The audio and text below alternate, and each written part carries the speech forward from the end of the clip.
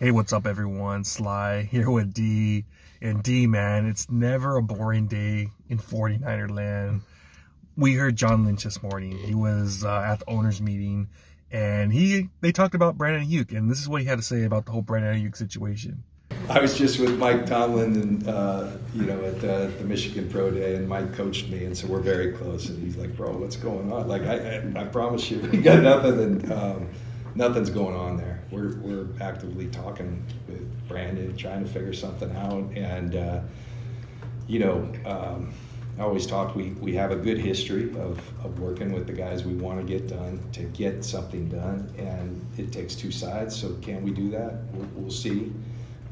There's a number of different directions, that it could go, but we appreciate the heck out of Brandon and who he is as a player, and we want him to be a part of the Niners, so we're going to work towards making that a reality. All right, man, kind of interesting for the simple fact that Brandon Aiyuk, right after that, puts out a tweet. Check this out real quick and explain, what do you think, man? What do you think? It's like a cryptic tweet, but everyone kind of knows what it means now. What do you think about it, man? Basically just him saying like money talks, like a bunch of BS, because I think that's a guy who felt his family has been outspoken. Yeah, very outspoken. That he was and I also believe it too, that he was a big reason why we were in the Super Bowl. He made some huge play all season. Whenever we needed a big moment, a big play, like one that stands out to me right away is the Lions game when Purdy, basically when he kind of underthrew him, even though I felt that there was like miscommunication right there, but the defender, remember the cornerback, like he dropped it, and then BA just made that crazy catch just for us to get into the red zone. And so for him, his family, his brother is the one that's been like, dude, like this guy's been like one of like your best player. He's one of the biggest reasons why, and they felt like really disrespected that. And the Super Bowl, he didn't really get his moments. I think he had like probably 3 catches or less. And that was a guy who was probably one of our leading receivers this year. And so I feel like him and his family feel like that, man, they deserve the bag because they're the reason we're even the number 1 seed with him. So it's kind of a cryptic message, like, money talks, man. Like, you can say what you want to the media, make it seem like it's like smooth sailing, but this is how I really feel over here, man. Yeah, dude, honestly, it's like the same exact playbook what Deebo Samuel did 2 years ago. Remember, Deebo Samuel was always sending out cryptic tweets, and it's like Brandon Aiyuk's doing the same exact thing. Now, me personally, I'm not going to rip him because I didn't rip Deebo Samuel. I know everybody ripped Deebo Samuel, and I'm seeing now in the comments right now, people are like, screw you, Brandon. Get the hell out of here. You're being a prima donna. So, I mean, I get both sides. I really do. And but I'm not going to do it because I didn't do it to Deebo, so I'm not going to do it to Brandon because these guys, they perform at a high level, man. And Brandon Aiyuk, he's probably pissed off because, like you said, the Super Bowl, he was open on that last play, but obviously it wasn't Purdy's fault. The offensive line, pathetic out there. But it's crazy, man. And then we saw George Kittle come out and have his own cryptic tweet. I think he was kind of messing around on that, but we'll see what the fans really had to say. But he was basically like, don't beg for money. But it was kind of like messing around because he had like an alien emoji and a dog emoji. And so it could be like cryptid. It could be like him just being like more like messing around, like stay focused. But I think it's also Kittle's like, he's also a little goofball too. Yeah. So yeah, I don't think it's anything bad what Kittle did. But yeah, man, it's crazy. Me, I personally wouldn't want to pay the man because he deserves it. I think he deserves the money. Give him what he deserves, and because honestly, he's our best receiver. Like, I like Deebo Samuel, but he's more of a gadget guy. Yeah. Brandon Aiyuk, this guy, he separates. I think he was number 1 in PFF in separation because his routes are so damn clean, man. Absolutely insane. So I just wish they wouldn't go about it this way because we saw Deebo, how he went about it, all this stuff, how he wants to get traded and all this stuff. Brandon Aiyuk, he's like hinting with, flirting with Steelers, how he's saying, oh yeah, liking Mike Tomlin and all this stuff. So it's kind of weird and all that, but he just wants to get paid. So it's business is business, man. We want to win a damn Super Bowl, and I think we have our best chance when we have these two guys together because it's weird because without one of them, it seems like it's not the same team. Without Deebo this year was different, and without Brandon, it seems like it's different. So I say we got to keep them both, man. Let's just get it. I know they usually do their contracts usually in July, August, so we got to be patient. This is going to be probably going on for a while, or Brandon's going to have these cryptic tweets going back and forth throughout the season. But I'm going to say, don't panic. I think he's going to still be there. I know a lot of Niner fans are pissed off right now at Brandon Aiyuk. They're like, trade his ass. He's annoying as hell. But guys, we want the best players at the end of the day. I couldn't stand it when we lost Terrell Owens for pretty much nothing.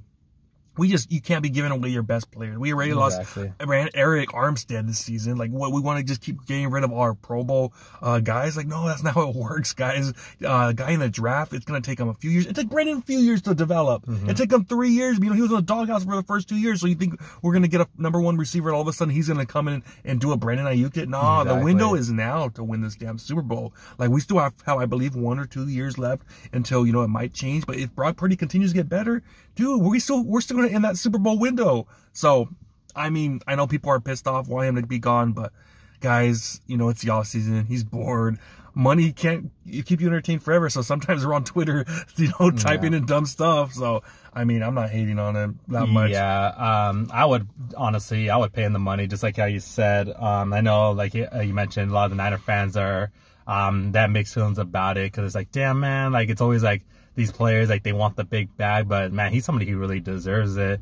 He's somebody, again, he was in the doghouse, he worked his way up and was honestly one of our best receivers. Coming in from last year, he was he had his first 1,000 yards, and then this year being our probably our best player. And the thing about him is that, like, Steve Young even said this, like, for a reason on Twitter, that the big three, even though I would have McCaffrey in there, he said the big three is Debo, Aiyuk, and Purdy. That's the big three that we got to roll with. Yeah. I would honestly throw McCaffrey in there, like more like a 4-people trio, but with Aiyuk, how you mentioned, it's so hard to find route running, because you look at players like Keenan Allen. Now, he's 31 years old, getting up there in age, but this guy came in the league like at 19 years old, man, and he's had a longevity injuries. But look at him, like right now, like he's been having one of the longest seasons for a receiver, because his route running, he's not the fastest, he doesn't have the best hands, but damn, he knows how to run his routes. Devontae Adams, you see, like the young bucks like Jamar and Justin Jefferson, these guys just know how to run their route. One of the biggest ones out there, our rival Cooper Rush, or Cooper Kupp, Cooper Kupp. He's not the fastest, but this guy knows how to run his damn routes, man. And like, dude, he's the reason out there that these guys like stand out compared to the rest of the receivers is because of the route running. It's like more longevity. With Debo, I don't know how long Debo's got, man. This is a guy who takes a lot of tackles, man. He's technically like a running back / receiver. He's not in the greatest shape out there out the year either. Yeah. And so it's like, it's one of those things like him and Kittle, it's like, how long do they really like have out there? Like, who we're going to replace him with? Like Ronnie Bell right now is like, it's not like realistic. And so, and Jennings, like, we only really have been going to Jennings during like the third down like situations, and so, and he's been also taking a lot of tackles, breaking tackles too. So Aiyuk is one of those guys. It's just like, when we need a big play, when we need a guy who's gonna get separations from the cornerback, that's Aiyuk right there. Again, longevity is the guys who are gonna do the route runners, and he's one of the best in the league. So those are really like the receivers that are hard to find, man, because you can always find something similar to, again, like the Debo. Before that, he wasn't the best, but we had Crabtree, he broke tackles. Right now we have Jennings, he breaks tackles. But Aiyuk, man, like, he just stands out because he's a guy that he's a deep ball threat. He could run his routes, he gets separation, and he's got those hands, man. Like, again, like, just that Detroit play for him to stay focused and catch that ball when it was getting tipped in the air, and for him to get us in the end zone, like, that was like huge right there. And so I think if we keep him, he's going to continue to make those plays, and I wouldn't mind giving him whatever he wants, because, again, man, like, it's so hard to find talent like that, especially in San Francisco right now, man, because we're kind of like in the mixture of like, do we want to pay people, or do we kind of do like the money ball system, you know, because we're not known as the franchise that always like dumps the biggest cash, you know? Yeah, it's a crazy situation. I know a lot of people, I know Larry Krueger says, how are you going to play 2 receivers, you know? Right now, I think we could just find a way, because obviously Purdy, and who knows, next year maybe they might trade Debo, but I think right now, just go all in again, man. We're that close. And I don't like the fact of just getting rid of players. It just reminds me of when we had like all these good teams and you could slowly, like with Harbaugh, we had started getting rid of players, guys started retiring, and they were like, oh no, we have these guys in the draft that are coming and they're gonna be so good and we're still gonna be great. It's like, that's not how it works, man. We've seen this time and time again with T.O. Oh, we'll just draft a receiver to replace. We never replaced T.O. We didn't have a 1,000-yard receiver since Crabtree, which was like, what, 15 years later? So I say you pay the guy. I know he's kind of acting like a little drama queen. I'm not going to lie. Him and his family have been talking a lot.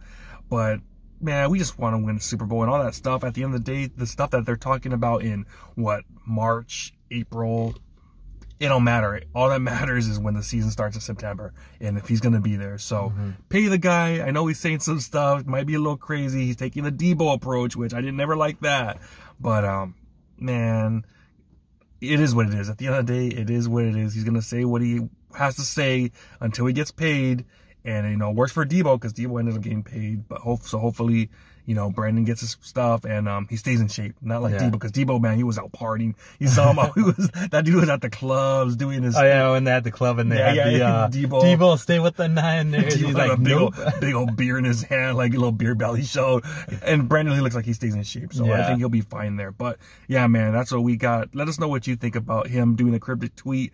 Do you think you're pissed off now? You want him to get traded? Or pay the man? Let's pay the man and have the 2 top receivers in the game. Let us know what you guys think. Like, comment, subscribe. Talk to you next time. Peace.